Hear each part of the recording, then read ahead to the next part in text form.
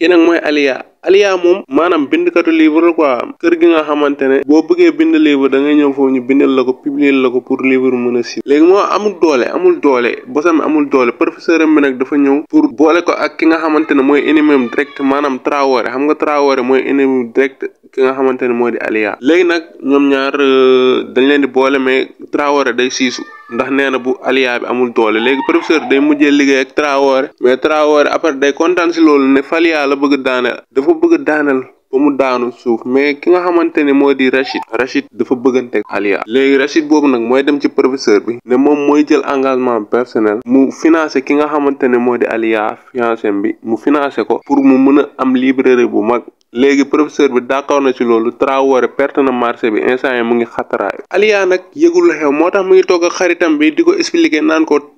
tey jii su ma demoon ba amatuma dara yow mi yaa may héberger sa biir kër nekk foofu di waxtaan ak moom mais ñu waxtaan ba ci kanam après femme bi di ko expliquer benn manuscrit bu muy lire mu koy expliquer nee na ko manuscrit bi lu ko si gën a neex mooy dafa am benn jeune buy expliquer histoire am maanaam benn xale bu góor la woon bu rey nit ci benn hôtel après mu dem prison def fa 9 ans rek gël bi tiit xam na ni Raphaël moo bind loolu parce que Raphaël day nëbbat ki nga xamante ne moo di Aliya dañoo joxante woon promesse pour dajawaat dans 10 ans mais après Raphaël ndakate dafa mujjee am ngàndu quoi dafa xeexoon ci benn hôtel maanaam benn soirée bu ñu nekkoon dafa xeex mu rey fa ñu tëj ko prison 9 ans loolu la expliqué ci livre moo tax ba mu expliqué loolu gel bi dafa tiit mais après nag gel bi dafa mujjee dem yoonam dem ci fi nga xamante ne moo di ci Raphaël ba mu demee foofu nag après tàkk na ci kaw Raphaël nee na ko yow su fekkee da nga bëgg xam Aliya xam fi nga nekk nga wax ma ko mooy loolu da nga ko bëgg a blessé affaire yooyu nekk foofu di ko expliquer mu ne ko loolu sa yoon nekk si man li may def xam naa ko bu baax te affaire bi pareegul maanaam livre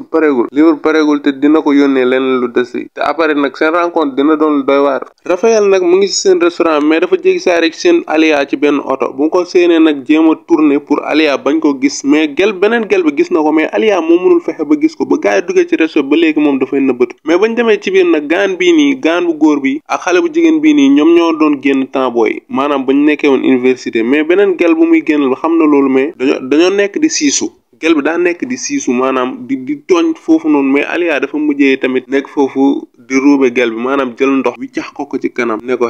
man maa ngi lay gis maa ngi lay xool bu yeboo nga def très attention gars bañ génnee ci biti di reetaan nag di tooñante